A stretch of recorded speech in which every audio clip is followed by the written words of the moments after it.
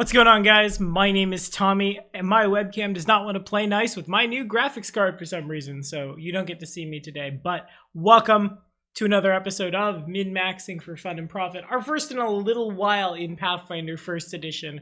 Like I said, what with the stuff going on in my life at the moment, it's a little easier on me to take a personal build from a personal game and throw it to all of you, and actually I'm pretty excited about it, so we're going to talk about it today. Kineticists. Everyone's favorite class to fail to understand until their GM is throwing too many d6 out of nowhere and you've splattered to a wall because someone really likes Toph Baython. I rolled up on recently in Rapunafuk, combined a couple of things, put some things together, made some very scary damage, and I'm here to share it with y'all. Remember, if you're liking what you're seeing, like, subscribe, and ding the bell. Stay caught up on all your Pathfinder 1st and 2nd Edition coverage. Just got an email earlier today from Paizo. I believe I'm getting some more physical copies of things in the mail soon, so that means I'll be reviewing them.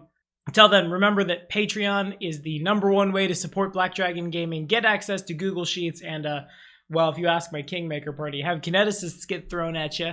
Links, of course, in the description. For now, let's dive in. We will be rolling up around the water Kineticist primarily. There will be a little bit of earth shenanigans in here, but we need an energy blast to function, and I feel like water is a little better for us. As a player, I'm much more likely to prioritize my defense over my offense, so some people are going to be screaming blue flame blast at the top of their lungs throughout this video, but it is what it is. We want to do big bonks with big weapons, and we're making that work with the Kineticist's favorite bit of cheese that the forums like to argue whether or not works, the Conductive enchantment. For the low price of a +1 weapon enchant, you can channel the energy of a spell-like or supernatural ability that relies on a melee or ranged touch attack to hit its target, such as from a cleric's domain granted power, sorcerer's bloodline power, oracle mystery rev, or wizard's arcane school power. Whenever you, the Kineticist, makes a successful attack with that weapon, you may choose to expend 2 uses of your magic ability to channel that magic ability through the weapon to the struck opponent, which suffers the effects of both the weapon attack and the special ability. If the wielder has unlimited uses of a special ability, you may fire away every round, you know, like Kinetic Blast, that thing we have forever and ever. There's a couple things we have to take to make this work, because of course if we want to use a melee weapon, we're going to need to alter our Kinetic Blast to make sure that we're using a melee attack. And we must use an energy blast, something that relies on, in our case, a melee touch attack to hit. F in the chat for the big dwarf earth Kineticist that I had originally built that I now realize must be scrapped. Oopsie. So the idea here is you take a very big weapon, have a very big strength, hit someone with that very big strength weapon, and then also hit them with your very big con and a little bit of elemental damage. Actually, a lot of bit of elemental damage on top of that. Now, you say strength and con. We are taking 2 levels of Barbarian for this build. Those 2 levels of Barbarian will run into a little gray area on the rules. You knew you'd see it. Welcome to Pathfinder 1st Edition, kids. But we can buff both of those abilities with Barbarian Rage. Now, of course, that will make it a little harder to use a spell-like ability during a Rage. We'll get to that in just a moment. The next question, of like a 2-part question that becomes real rules weird-like, as a Kineticist, to ignore a lot of the downside of our abilities, we like to gather power. If we have both of our hands free or all of our prehensile appendages for unusual Kineticists, we spend a move action to Super Saiyan up. Doing so allows us to reduce the total burn cost of a blast wild talent used in the same round by a point. You can gather power for a full round or reduce the total cost by 2. A round and change makes 3. If the Kineticist takes damage during or after gathering power and before using the blast, they must make a concentration check or lose the blast as it oopsies out all over the place. Now, first things first, before I get to the big argument of, oh, we can't do that. Wait a minute. Our hands aren't free. Aren't we carrying like a butchering axe or something? Why, yes, we're carrying a butchering axe. And I definitely stayed up till like 3 in the morning with my friends on a Discord trying to figure out how best to cheese that. How many unseen servants will it take to carry my weapon around? Mud Buddy, is that a thing? Do I need quick draw? No, my friends. We get around this one with the Called enchantment.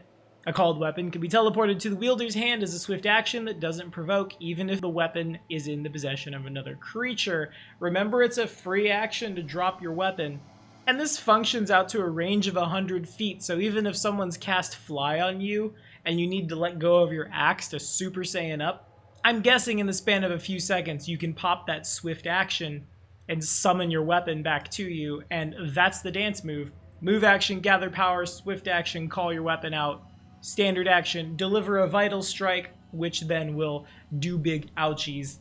But the real question I ran into a lot building this, and the part I'm going to argue for here is, can a Kineticist gather power whilst in a barbarian rage? There are many people who say this clearly requires concentration, therefore they cannot.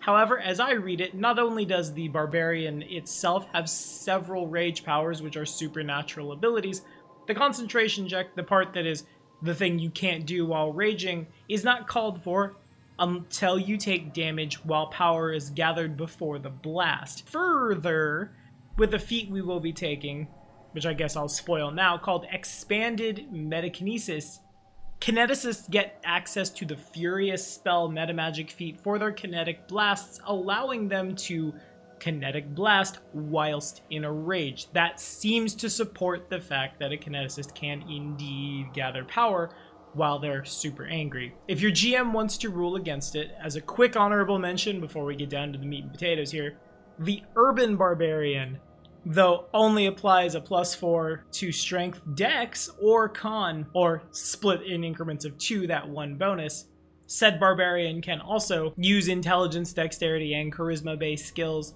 As sort of a soft rage can kind of still function in the brain area, but again, gray area is gray. Now, for our race, originally we had built around a dwarf. Unfortunately, we just really need that energy blast to function, and Earth does not expand into an element that will give us an energy blast, so instead we will do a slight pivot over, and we will play a Gaflane. The Gaflane Kineticist's favored class bonus, which allows you to increase the amount of burn cost reduction when using Gather Power by 1/6, to a minimum of 0, will help us a lot long term when we're trying to jam way too many things onto one big blast.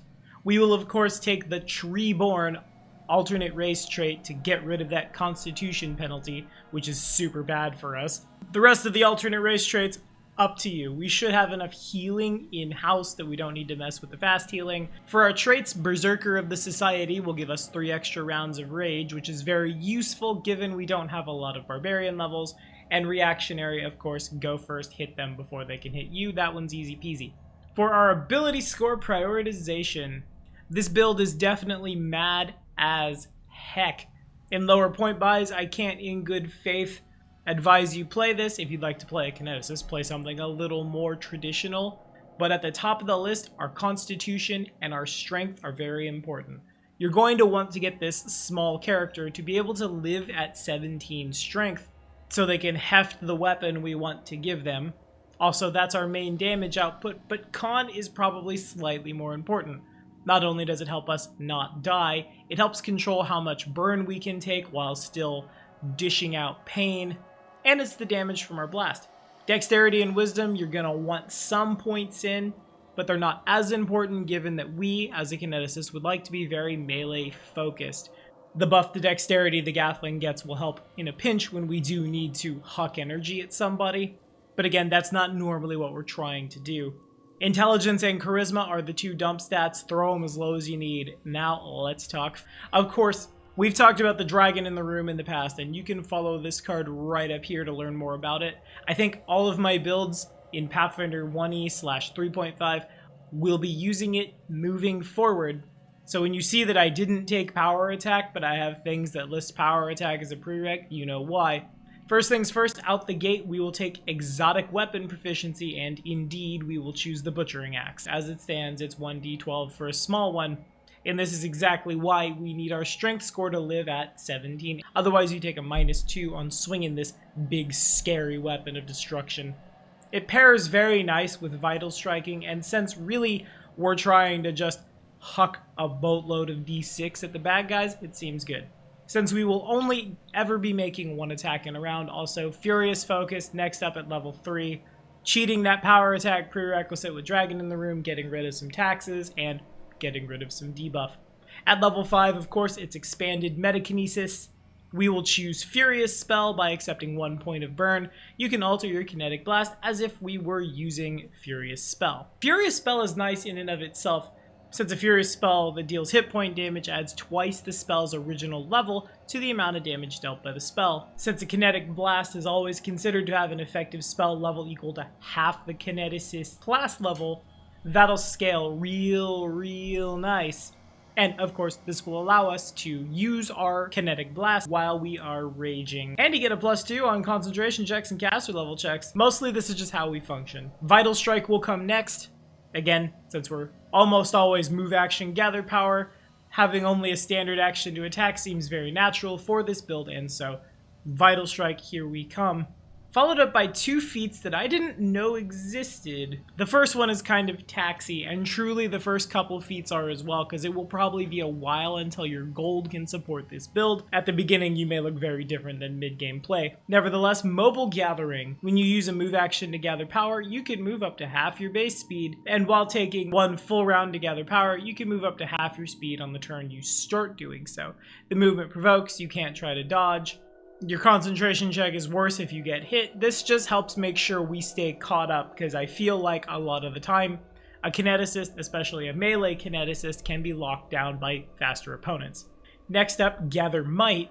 When you gather power, instead of reducing the burn cost of a Blast Wild talent, you can send elemental energy flowing through your body to gain a +2 alchemical of all things weird, bonus to strength, dex, and con, until the end of your next turn for each point of burn reduction your gather power would grant, to a maximum of +10. That stacks real nice with the Gathlin's favored class bonus. Also, when I play Barbarians, I'm a pretty big fan of that mutagenic Mauler dip. For a mutagen, this kinda does the same thing. It's weird to picture the strength of the water giving you an alchemical bonus, but it's just really good. Even though this one is also kind of taxy, it's Big Brother next feat level Enduring Might.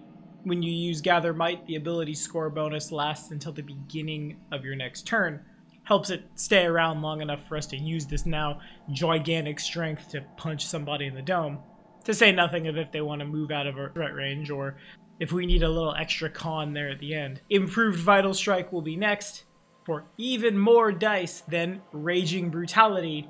By spending 3 additional rounds of Rage as a swift action, we can add our con bonus on damage rolls for melee attacks or thrown weapon attacks you make on your turn. This is kind of a bottom of the 9th feat for us, given that generally speaking our swift action is meant to juggle our weapon.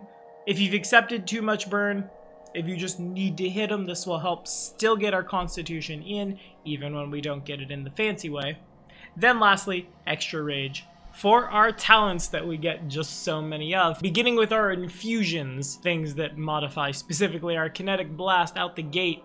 You knew you'd see it, the Kinetic Blade.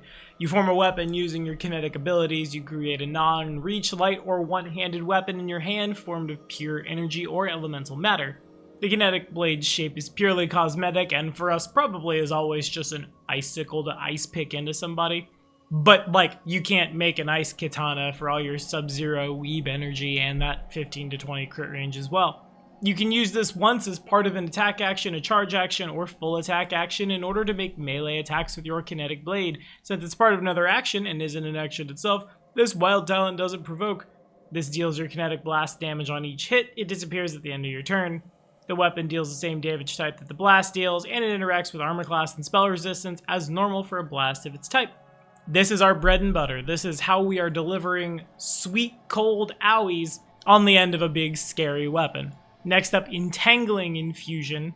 Whenever a blast with this infusion deals damage, they become entangled for 10 rounds, 1 minute. The foe can remove the condition as a standard action with a successful escape artist or strength check with the same DC as for saves against your Kinetic Blast, or by dealing an amount of damage to that matter equal to double your level. If the foe is already entangled and fails again, they get stuck to the ground as though anchored to an immobile object. In the absolute worst case, you cause the bad guy to burn a standard action, doing something other than trying to kick your ass. Or the ass of your squishies, I suppose. Best case, it's a pretty good debuff. Penetrating Infusion is one I hesitate to tell you to take. Y'all know by now how I feel about monsters with resistance against the one element pony in the party, but for 2 burn, treat your foes cold, in our case, resistance as if it were 5 lower for the purposes of determining the infused blast damage. It doesn't stack with Searing Flame, but that doesn't matter. We're not a fire kineticist. You can increase the burn cost of this infusion to further reduce the foe's resistance against the infused blast by 5 per additional point of burn accepted. You're not going to hit white dragons with your blast because you can't get around immunity, but should you go up against something that has resistance 10 or 20, this will help you get that damage in. Though really, like the Butchering Axe and all of our strength will also do that. We can pivot quite a bit for a martial, the glory of spell-like abilities, I suppose. Extended range way on down there past the barbarian levels and running into a little bit of geokinesis will let us fire our blasts out to 120 feet for when we just really cannot get to them so we aren't entirely hosed. And then Chilling Infusion for 3 burn. Whenever an infused blast deals cold damage to the foe, they are staggered for a round. Staggered is a really mean lock. It's quite a bit of burn to put all of our power into one hit and also do this. Suddenly they've lost a lot of their action economy. This could win you the fight, though you probably want to go to bed like right after. We'll take Impale next. Make a single attack roll against each creature or object in a 30-foot line, starting with the closest target to you. If the result is a threat, roll to confirm against only the first thing in the way. Calculate damage against each target you hit, starting from the closest. If your attack hits a target but fails to deal physical damage to the target, the spike fails to push on through and the infused blast does not continue. This can penetrate solid barriers but must break the barrier in order to go on through, and always does piercing damage, but it gives us a little bit of AoE shenanigans as well for when a bunch of people are standing in a line or a snake formation and you just really need them gone. Blade Rush is so late to the table here, but using your element's power, you move 30 feet in any direction, even straight up, manifest a Kinetic Blade and attack once. You get a +2 bonus on the attack roll, and take a -2 to AC till the start of your next turn. This movement does not provoke AOs, though activating Blade Rush itself does. You can Kinetic Whip if you've got it, we don't. This just helps us make sure they're not getting away from us. And since we're a Gafflin with the fly speed, we can shoot ourselves straight up and then just catch ourselves. For the wild talents, first up, Elemental Whispers. Familiars are super good. Y'all have heard me talk about how amazing I think they are. Now imagine if it was made of just like snow. What if it was a snowman rabbit or like a frozen ice sculpture bunny? I don't know. Point is, not only would that get you a +4 to your initiative, you could also have somebody shoulder the damage if that familiar was a protector. As long as you and your familiar are touching each other, you split the damage up as if you were under shield other. Consider that with Earth's defensive wild talent, and the reason I still wanted to bop in there. You get DR1 over Adamantine increased by 1 for every 2 Kineticist levels you possess beyond 2nd. Remember, since this is our secondary element, we are only taking that -4 for what we qualify to for wild talents in terms of when we can access them, not our overall Kineticist level. By accepting 1 point of burn, we can up our DR by 1 until the next time our burn is removed to a max DR equal to our level. We'll probably never kick this over to Barbarian DR for a round, but that's okay. This is still a boatload of DR that a lot of things aren't going to get through. Given that Shroud of Water can also make us a shield, which eventually can be better than the shield spell, it will probably be hard to hit us anyway. Then we have a bunch of DR to soak up the damage, then the damage is split in half between us and our protector. But in case you're still worried about the little thing, Kinetic Healer. With a touch, you can heal a willing living creature of an amount of damage equal to your Kinetic Blast's damage, aka a boatload. Instead of paying the burn cost yourself, you can cause the recipient to take 1 point of burn. It functions the same way yours does, but really, if you just need to recharge your pet or your friends out of combat, this should be a amazing... Hold on, guys. And then everyone's put back together. Gather Power, Kinetic Healer. Gather Power, Kinetic Healer. See where I'm going with this? Tax City next. Cold Adaptation.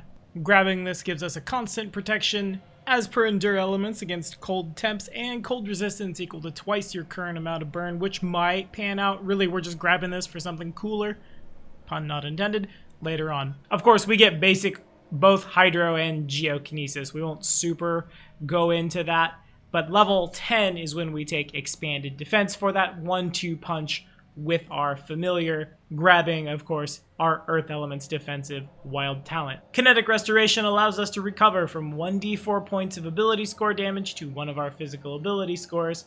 This also eliminates any fatigue that you suffer and improves exhaustion to fatigue. Super good for, remember, that barbarian that we are. If we need to have a kind of rage cycle, if nothing else, you should be able to infinitely lesser restoration, at least as far as the physical abilities are concerned with this. And hey, if you have Kinetic Healer, wait, we do. You can both heal and restore with one standard action. Cold Snap is next. Now, again, there may be some things that resist this, and if you're in like a middle of a jungle or somewhere, maybe you won't see a lot of value, but I feel like in most room temperature environments, you should see a lot of value. Until the next time your burn is removed, you can begin or end a cold aura as a swift action. The temperature in the air 30 feet around you lowers by 5 degrees Fahrenheit per Kineticist level you possess to a minimum modified of -10. If this brings the temperature in the area below 40 degrees Fahrenheit, all creatures within 5 feet of you, aka all the things you're fighting, aka I'm gonna run up and hit that dude. He's debuffed because he takes a -4 penalty to dexterity. His reflex save for your friends, if you can somehow cheat this in before combat by like sneaking up on them and they don't know that you're the one generating the cold, their initiative, their armor class, ranged attacks, so on and so forth. You're immune to this. Creatures that are immune to cold or benefit from like endure elements also are immune, and that's just as easy as telling your friends, hey, take an endure elements, it's gonna get real cold when you're hanging out with me. This one feels like we're taking it super late too, but Wall. Next up, you create a wall of churning elements, flensing debris, or rolling energy. It appears within 30 feet and can be either 10 feet high and 120 feet long, or 20 feet by 60. All creatures and objects in one of the wall's squares, when you create it, take a quarter of the normal damage from your blast with no save, or half from an energy blast, which is mostly all the time what we want to do. Not always, but it is what it is. Anytime a creature crosses the wall, it takes half normal damage from your blast or full from an energy blast. The wall is not completely solid, but it does provide cover against attacks from the other side of the wall. It lasts for a number of rounds equal to your con, or until you wall infusion again. It's just a little more control option. When you need it, you got it. Bonus points if you put this on the other side of the strictly better control walls. Your casters will be using like Wall of Thorns. They don't see it coming through the wall, it just suddenly gets very cold, and now they are taking even more damage. Next up, Kinetic Revivification, because why the heck not? We've got Kinetic Healer, so we've got everything else covered on that front. You can bring an ally who died within one round back from the dead with your Kinetic Healer wild talent as Breath of Life, except the ally retains the normal number of hit points from your Kinetic Healer utility wild talent instead of, like by Breath of Life. An ally revived in this way takes 1 point of burn, plus any points of burns from the Kinetic Healer utility wild talent, if you choose to have the ally take points of burn instead of taking it yourself. If you have the meta healer ability, which we unfortunately do not, you'd be able to bring them back for longer, but generally speaking, Breath of Life will be enough. Fly over, tag somebody, they take 1 point of non-lethal per level, but they didn't die, so hey. And then lastly, Tsunami, because why would you not? Before we get out of here, let's talk some magic items real quick. Of course, the Conductive and Called enchantment will be very important for what it is we're trying to do, but really, I think the MVP of this build is the Quick Runner's Shirt. Once per day as a swift action, you can take an additional move action to move and then immediately end your turn using any unspent actions. This in combination with Boots of Striding and Springing / Boots of Haste / someone casting haste on you help make sure we are where we want to be on the battlefield and we aren't left behind as we're spending our move actions to power up. And of course, we're going to want the Impact enchantment on our Butchering Axe, given that we cannot permanently enlarge person ourselves because we're not a person, we're a fae. And of course, the Big Six is important for this character just like every other character, and you can follow this card right up here to learn more about that. Now let's do some dumb damage math. So at the end of the day, we'll have a base attack bonus of 15. Assuming we started at a base strength score of 16, a +2 size bonus from our Super Saiyan water energy, 1 from leveling, 4 from rage, 11 from a belt and a book, and +10 sometimes from an alchemical bonus. Honestly, I feel like in our big damage day, we're just accepting a boatload of burn to do kinetic blasts and gather power into the strength score. We can land at a strength score of 44, a modifier of 17, or a whole lot. Add a +5 enhancement bonus on your very enchanted axe, and you should land about a 37 to hit there. There are some builds we've made that will be much more impressive. Mind you, this does not include your blesses, your hastes, your other buffs the party will certainly give you, because they want you to hit. Our constitution, let's say that started out at 18, +4 from raging, +10 alchemical, +4 from leveling, the big size buff going here. Really, you could put that +4 dex into your strength to be a little stronger, but I also don't want you to get hit, right?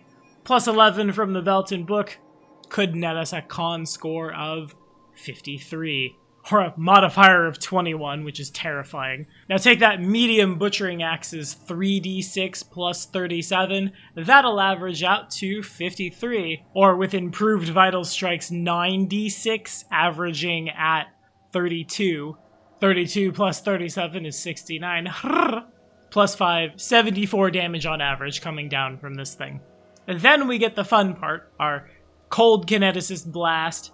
We can take 6 burn in a round maximum. And remember, our elemental blast does a d6 plus half of our con, plus an additional d6 for every other level, which will land us at 9d6 + 10. Now let's put all the rudeness we can on that blast in terms of damage. Except 1 point of burn to empower it, except 2 points of burn to maximize it, and 1 because you must for Furious, 1 for the blade, of course. That should land us at 6 times 9, 54, plus 18 from Furious spell. Then take that times 1.5 from Empower, and of course this is all maximized.